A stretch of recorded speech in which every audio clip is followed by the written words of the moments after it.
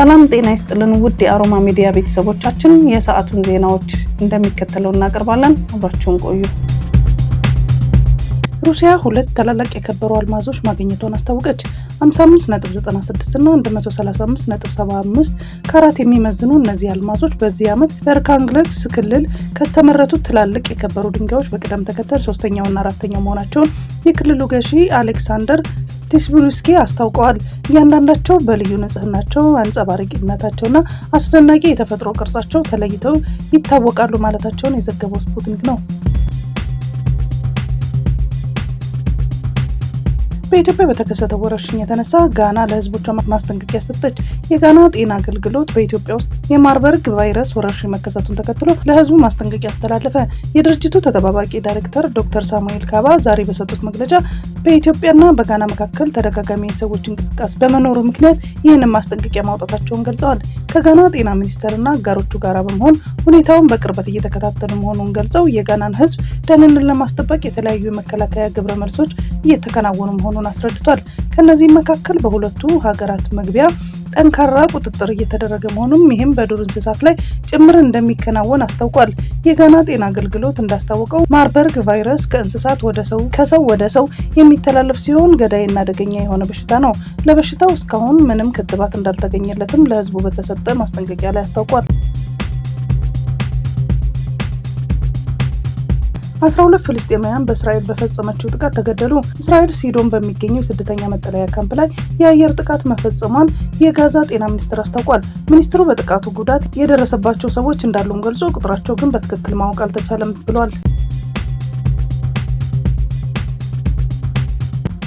የኢትዮጵያ የሴቶች እግር ኳስ አሰልጣኝ ማህበር በአስቸኳይ መግለጫ አውጥቷል። ዋና ዋና ነጥቦቹ ተጫዋቾች በህግ እንዲጠየቁ፣ ማገገሚያ እንዲገቡ ወይም በምክር እንዲመለሱ ውሳኔ አስተላልፏል።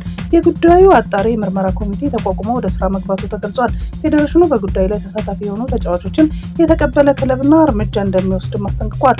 ሙሉ የመግለጫው ይዘትና የውይይቱ ዝርዝር የኢትዮጵያ የሴቶች እግር ኳስ አሰልጣኝ ማህበር ከሴቶች እግር ኳስ ጋር ተጫዋቾች ጋር በተያያዘ በማህበራዊ ሚዲያ ላይ በስፋት እየተሰራጨ ባለው አሳሳቢ ጉዳይ ዙሪያ መግለጫ አውጥቷል። የመንግስት አካላት ምላሽና የተሰጠው አቅጣጫ ጉዳዩን ለሚዲያ ከቀረበ በኋላ በመንግስት አካላት ትኩረት ተሰጥቶት ሰሞኑን ሰፊ ውይይት ተካሂዷል። መንግስት ለዚህ አጸያፊ ተግባር ትኩረት ሰጥቶ እንደሚሰራ አቅጣጫ ያስቀመጠ ሲሆን የሚመለከታቸው ባለድርሻ አካላት ሰብስቦ ማወያይቷል። በውይይቱ የተሳተፉ አካላት የኢትዮጵያ የእግር ኳስ ፌዴሬሽን፣ የሴቶችና ማህበራዊ ጉዳይ ሚኒስቴር፣ ስፖርት ኮሚሽን፣ የኢትዮጵያ የሴቶች እግር ኳስ አሰልጣኞች የሙያ ማህበር፣ የኢትዮጵያ እግር ኳስ ደጋፊ ማህበር፣ የሲዲ ስፖርት አዘጋጆችና ሌሎች ባለድርሻ አካላቶች በጉዳይ ላይ የተሳተፉ ቁልፍ ውሳኔዎችን በስብሰባ ላይ ጉዳዩን የሚያጣራ የምርመራ ኮሚቴ ተቋቁሟል። ወደ ስራ መግባቱም ተገልጿል። በዚህ ተግባር ተሳታፊ ሆነው ጉዳያቸውን በማስረጃ የተረጋገጠ ተጫዋቾች ላይ በደረጃው የሚከተሉት ውሳኔ እንደሚሰጡ ተመላክቷል። በህግ እንዲጠየቁ፣ ማገገሚያ እንዲገቡ እና በምክር እንዲመለሱ የፌዴሬሽኑ አቋም የኢትዮጵያ እግር ኳስ ፌዴሬሽን ለዚህ ተግባር በቂ እርምጃ እንደሚወስድ ያረጋገጠ ሲሆን በጉዳዩ ላይ በቂ ማስረጃ የተገኘባቸው ተጫዋቾች በየትኛውም ክለብ ገብተው እንደማይጫወቱ አሳውቋል። እነዚህን ተጫዋቾች የተቀበለ ክለብ ላይም እርምጃ እንደሚወስድ አስጠንቅቋል። አስፈላጊ ሆኖ ከተገኘ ፌዴሬሽኑ ሊጉ ለመዝጋት ዝግጁ መሆኑን ገልጿል። ሁሉም የፕሪሚየር ሊግ እና የከፍተኛ ሊግ ክለቦች አድራሻቸውን ለፖሊስ እንዲያሳውቁ ጥብቅ መመሪያ ተላልፏል። ፖሊስና ኢንሳ በፈለጉት ጊዜና ሰዓት በክለቦቹ በመገኘት ምርመራ የሚያደርጉ ሲሆን የክለብ ባለቤቶችን፣ አሰልጣኞችና ከጉዳዩ ጋር ተያያዥነት ያላቸው አካላት እንደሚያነጋግሩ ተገልጿል። ማህበሩ አባላቱም በሙሉ መንግስት ለሚጠይቀው ጥያቄ ተባባሪ መሆን ይህንን ሀገርና እግር ኳስን የሚወድ ተግባር ለማጥፋት ጥሪ አቅርቧል። በዚሁ ሂደት ንጹህ ለሆኑ ተጫዋቾች ከለላ ሊደረግላቸው እንደሚገባ አሳስበዋል። ማህበሩ ይህንን ጎጂ ተግባር በጽኑ እንደሚያወግዝና ንጹህ ዜጋንና ንጹህ እግር ኳስ በሴቶች እንዲኖር እንደሚሰራ አረጋግጧል። የአማራ ክልል የትጥቅ እንቅስቃሴ ከተቀሰቀሰ ከሐምሌ 2015 ዓ.ም ጀምሮ ወሲባዊ ጥቃት ደርሶባቸዋል ተብሎ ከሚታመኑት በሺዎች ከሚቆጠሩ ሴቶች ውስጥ አንዷ ናት። ምንም እንኳ እውነተኛ ግጭት ነክ የወሲባዊ ጥቃት መጠን ሪፖርት ባለመደረጉና ባለመመርመሩ በትክክል ባይታወቅም ቢቢሲ ያሰባሰበው መረጃ ከሐምሌ 2015 እስከ ግንቦት 2017 ዓ.ም ድረስ ከ8 ዓመት እስከ 65 ዓመት ዕድሜ ያላቸው በሺዎች የሚቆጠሩ ሰዎች ያስገድዶ መደፈር ጥቃት እንደደረሰባቸው ያመለክታል።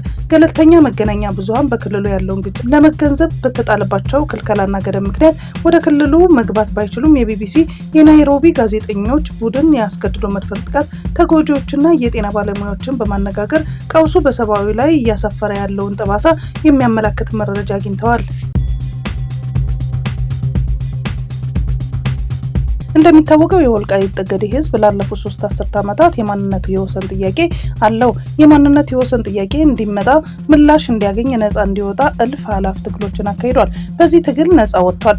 ነፃ ከወጣ ማግስት 5 ዓመት በራሱ በልጆቹ እየተዳደረ ይገኛል። ነፃነቱም እያጣጣመ ልማቱንም እያፋጠነ ይገኛል። አሁን የጎደለው ደግሞ በቅርቡ ምላሽ እያገኘ ነው ብለዋል።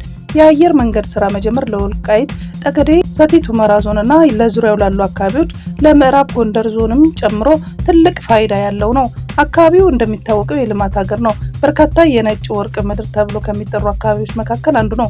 የወልቃይት ጠገዴ ህዝብ የነጻነት ነጭ ወርቅ ምድር ነው። ነጻ ወጥቷል። ነጭ ወርቅ ምድር አለው።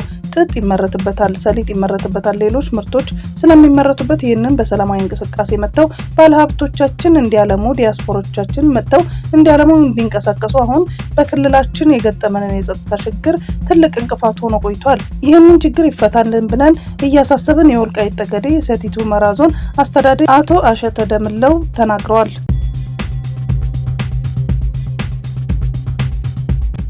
በናይጄሪያ ክርስቲያኖች ላይ ስደት እየደረሰ ነው በሚሉ ክሶች ምክንያት የትራምፕ አስተዳደር የአሜሪካ ጦር ጣልቃ ሊገባ እንደሚችል ማስጠንቀቂያ ከሰጡ በኋላ በመካከለኛው ናይጄሪያ በምትገኘው አንዲት ቤተክርስቲያን ላይ ታጣቂዎች ጥቃት መሰንዘራቸውን ባለስልጣናት ገለጹ። በማክሰኞ ምሽት በተፈጸመው በዚህ ጥቃት 2 ሰዎች መገደላቸው ተረጋግጧል። ለጥቃቱም እስካሁን ኃላፊነቱን የወሰደ ቡድን የለም። የክዋራ ግዛት ፖሊስ ቃል አቀባይ እንደተናገሩ ጥቃቱ የተፈጸመው በኤሩኩ ከተማ ነው። ፖሊስ የተኩስ ድምጽ ተከትሎ ወደ ስፍራው ሲደርስ አንድ ሰው በቤተክርስቲያኑ ውስጥ፣ ሌላኛው ደግሞ በአቅራቢያው ተገለው መገኘታቸውን አስታውቋል። ይህ ጥቃት ሰኞ ዕለት በሰሜን ናይጄሪያ 4 ተማሪዎች መታገታቸውን ተከትሎ የናይጄሪያ ፕሬዝዳንት ቦላ ቲኑቡ በደቡብ አፍሪካ ሊካፈሉት የነበረውን የዓለም መሪ ሀብታምና ታዳጊ ሀገራት ጉባኤ ጉዟቸውን ማዘግየታቸው ቃል አቀባዩ ተናግረዋል። የክዋራ ግዛት ገዢ በበኩላቸው ፕሬዝዳንቱ ቲኑቡ 900 ተጨማሪ ወታደሮችን ወደ ክልሉ በመላካቸው ምስጋና አቅርበዋል። ፕሬዝዳንት ዶናልድ ትራምፕ በዚህ ወር መጀመሪያ ላይ በናይጄሪያ ክርስትና የህልውና አደጋ ተጋርጦበታል በማለት ፔንታጎን በምዕራብ አፍሪካ ሀገር ሊወስድ ስለሚችለው ወታደራዊ እርምጃ ዝግጅት እንዲጀምር ማዘዛቸው ተዘግቧል። የናይጄሪያ ፕሬዝዳንት ቲኑቡ በበኩላቸው የናይጄሪያን እንደ ሃይማኖት የማትታገስ ሀገር አድርጎ መግለጽ የሀገሪቱን እውነታ አያንጸባርቅም ሲሉ ምላሽ ሰጥተዋል። ተንታኞች እንደሚሉም ምንም እንኳን ክርስቲያኖች በጥቃቱ ሰለባ ከሆኑት መካከል ቢሆኑም በአብዛኞቹ የጥቃቶቹ ሰለባ የሚሆኑት በሙስሊም በበዛበት የሰሜን ናይጄሪያ ክፍል የሚኖሩ ሙስሊሞች ናቸው። የመካከለኛው ናይጄሪያ ክልል በአካባቢው አርብቶ አደርና አርሶ አደር መካከል በመሬትና በውሃ ውስንነት ምክንያት በሚፈጠሩ ግጭቶች ለዓመታት ሲታመስ ቆይቷል። እነዚህ ግጭቶች የሃይማኖት መልክ በመያዝ በአብዛኛውን ከሙስሊም አርብቶ አደሮች ወይም ከክርስቲያን አርሶ አደር ማህበረሰቦች ጋር የሚወግኑ ሚሊሻዎችን ፈጥረዋል። የሰሜኑ ክፍል ደግሞ በቦኮ ሀራም እና ከዳኢሽ ጋራ በተቆራኙ ቡድኖች ጥቃት በየጊዜው ይፈጸምበታል። የእስራኤል ጦር ዛሬ ማለዳ በደቡብ ጋዛ ሰርጥ ካን ዩኒስ አካባቢ በኃይሎች ላይ ከታጣቂዎች ተኩስ እንደተከፈተበት አስታወቀ። ጦሩ በማህበራዊ ገጹ ኤክስ ባወጣው መግለጫ በተከፈተው ተኩስ ወታደሮች ላይ ምንም አይነት ጉዳት እንዳልደረሰም ገልጿል። ለዚህ ምላሽ በመስጠት በደቡባዊ ኢዝመሪነት በሽን ቤት መመሪያና በአየር ኃይል አማካኝነት በመላው የጋዛ ሰርጥ በሚገኙ ኢላማዎች ላይ የአየር ጥቃት መጀመሩን ጦሩ አስታውቋል። የዛሬ ክስተት ቀደም ሲል የነበረውን የተኩስ አቁም ስምምነት ወደ ችግር ውስጥ በከፍተኛ ሁኔታ ያባባሰ መሆኑን የተገለጸ ሲሆን በእስራኤል ምላሽ ጥቃት ቢያንስ አንዲት ሴትና አንድ ህፃንን ጨምሮ 10 ፍልስጤማውያን መገደላቸው ተዘግቧል። የእስራኤል ጦር ስላቀረበው የመጀመሪያ ተኩስ ክስ የሐማስ ቡድን እስካሁን በይፋዊ የሰጠ ምላሽ የለም።